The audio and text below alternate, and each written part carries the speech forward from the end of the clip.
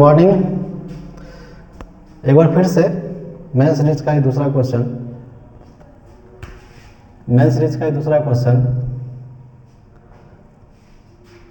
देख रहे होंगे। थोड़ा सा डिफिकल्ट टाइप का क्वेश्चन है। मेंस सीरीज शुरू किया है तो थोड़ा सा समझने में परेशानी होगी, लेकिन आप कमेंट कर सकते हैं, लिख सकते हैं कमेंट में कि जो एक बार फिर से समझाएं। यदि आप इंटरेस्टेड है तो हम फिर से क्वेश्चन को समझा देंगे। तो मेंस का ये दूसरा क्वेश्चन है। मेन है क्या कि सीरीज हम शुरू किए हैं 2500, चाहते हैं कि जो पूरा हम बताएं, और जो भी आपको दिक्कत लगे आप कमेंट कर सकते हैं कि हमको यहाँ प्रॉब्लम है, चाहे एक बार फिर से बताएं। मेरा इच्छा रहेगा तो हम पूरा आपको फिर से हम दोबारा क्लास लेंगे, ठीक है। तो ये दूसरा क्वेश्चन है। मेन सीरीज है तो थोड़ा सा समझने में परेशानी होगी, लेकिन कमेंट कर सकते हैं। तो ये दूसरा क्वेश्चन है मेंस का ही कि a² % ऑफ b। ऑफ लिख रहे हैं ताकि मेंस में नॉर्मली हम का भी लिख सकते हैं, लेकिन ऑफ का सब समझता है इस चीज़ को, उसे कोई दिक्कत ना है। a² % of b, b³ % of c, c4% of a equal to b% of b। Mains का क्वेश्चन देखने से लग रहा हो कि नहीं डिफिकल्ट सब क्वेश्चन है। हम वो 10-20% वाला क्वेश्चन बताएंगे ही नहीं। ओवरऑल आपको मेंस में एक लेवल का ही क्वेश्चन देखने को मिलेगा, जो कि बहुत मुश्किल से हम लोग भी जो है इसका पूरा नोट्स तैयार किए थे 2500 प्लस का, जो कि आप लोग के साथ हम पूरा शेयर करेंगे। तो इसमें रिलेशन पूछ रहा है कि ए और बी का रिलेशन क्या है, दोनों के बीच का रिलेशन क्या है। क्वेश्चन को फिर से देख लें। a² of b, b³ of c, c4% of a equal to b% of b। Question कर रहा है कि a और b का रिलेशन क्या है, मतलब दोनों बीच रिलेशन क्या है, कोऑर्डिनेट करना। अच्छा क्वेश्चन है, लेकिन इसको हम बेस के अकॉर्डिंग नहीं, समीकरण के अकॉर्डिंग इसको हम सॉल्व करेंगे। समीकरण के अकॉर्डिंग सॉल्व करेंगे तो क्वेश्चन ए और बी का रिलेशन हम अच्छा से निकाल लेंगे, ठीक है। और यदि एक बार नहीं समझेगा तो आपको हम फिर से करें कि कमेंट करके पूछ सकते हैं। क्वेश्चन के उत्तर चलते हैं। पहला हम क्या करते हैं कि a² % ऑफ b बराबर b³ ऑफ c। चारों को एक साथ नहीं लेंगे, हम दो भाग बांट के करते हैं। दो भाग बांट के करेंगे तो समीकरण वाइज ये निकलेगा, तो हम आराम से और बी का रिलेशन निकाल लेंगे। थोड़ा सा आप लोग व्यू तो ठीक है आता है, लाइक भी थोड़ा कर लिया कीजिए और सब्सक्राइब चैनल को ज़रूर किया कीजिए, थोड़ा सा अंदर से मोटिवेशन लगता है। तो ये हम क्या किए हैं कि दो भाग बांटे हैं, a² % ऑफ b और b³ ऑफ c। मेरा प्रयास रहेगा कि आप लोग को समझने में दिक्कत ना हो।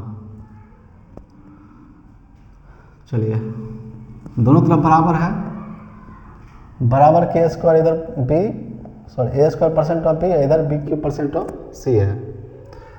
तो जो कट सकता है बराबर के इधर जो भी कट सकता है, पहले हम काट लेते हैं। परसेंट और परसेंट दोनों तरफ, परसेंट और परसेंट दोनों तरफ है, तो ये कट जाएगा। इधर b अकेले है और इधर b 3 गो है, तो इधर 3 गो है तो एगो कट जाएगा, इधर एक कट गया तो इधर बचेगा 2 गो।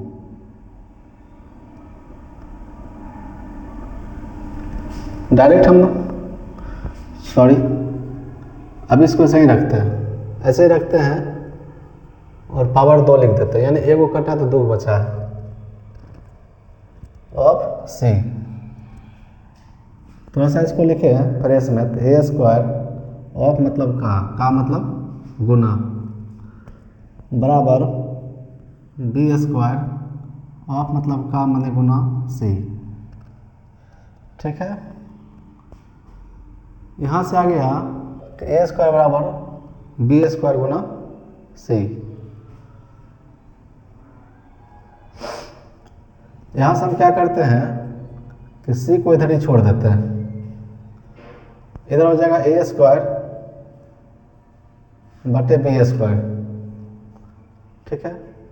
और इसको पहला समीकरण मान लेते हैं कि सी बराबर ए स्क्वायर बटे बी स्क्वायर।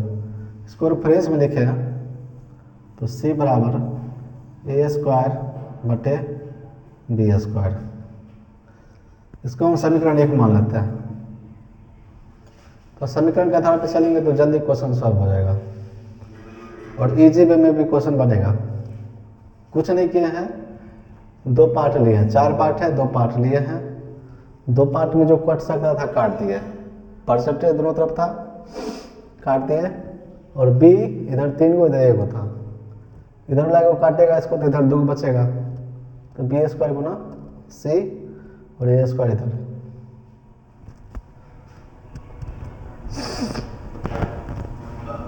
यहाँ से सी बराबर ए स्क्वायर बटे बी स्क्वायर।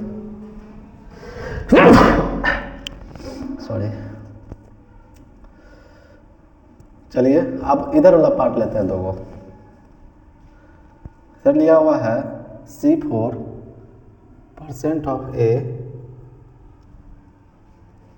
बराबर B% ऑफ बी। इजी नहीं होता है क्वेश्चन, कोई भी इस क्वेश्चन को हम सोच लें उस प्रकार से उसको सॉल्व कर लें, इजी नहीं होता है। बहुत मुश्किल होता है कि जो एक अर्थमेटिक को पूरा सॉल्व करना, फिर मेंस लेवल तक को सॉल्व करना, बहुत माथा खराब होता है। लेकिन जितना इजी वे में आप क्लास को करेंगे ना, उतना आपको परेशानी कम हो जाएगा, समझने में दिक्कत कम होगा। हौच पौच नहीं करना कि बड़ा क्वेश्चन देखे डर गए, ऐसा नहीं है। बड़ा क्वेश्चन है उसको भी एक बार सोचेंगे पहले बढ़िया से कि उसको हम कैसे सॉल्व कर सकते हैं, और एक बार सब समझ लिए तो थोड़ा सा दिक्कत होगा स्टार्टिंग में, लेकिन फिर आसान लगेंगे वो चीज़। तो C4% of A equal to B% of B. तो यहाँ जो जो कटेगा उसको हम पहले काटने का प्रयास करते हैं। जो जो कटने लायक यहाँ पे दोनों तरफ B है, यहाँ अलग अलग है, C है, A है। कटेगा तो खाली परसेंटेज ही खाली कटा है। तो इधर हो जाएगा C4 ऑफ मतलब का A, B ऑफ मतलब का माने गुना B। ठीक है, ये मान आया है। तो हम यहाँ से क्या करते हैं कि C4 बराबर निकालते हैं। C4 बराबर इधर हो जाएगा B स्क्वायर बटे में A। हम C का ही मान क्यों लिखे का हमको पुट करना है, आप लोग भी समझ चुके होंगे कि C का मान कहाँ निकाले। इसको हम समीकरण 2 रखते हैं।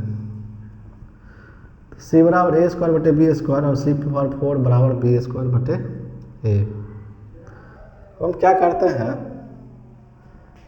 इसको हम C4 बना देते हैं।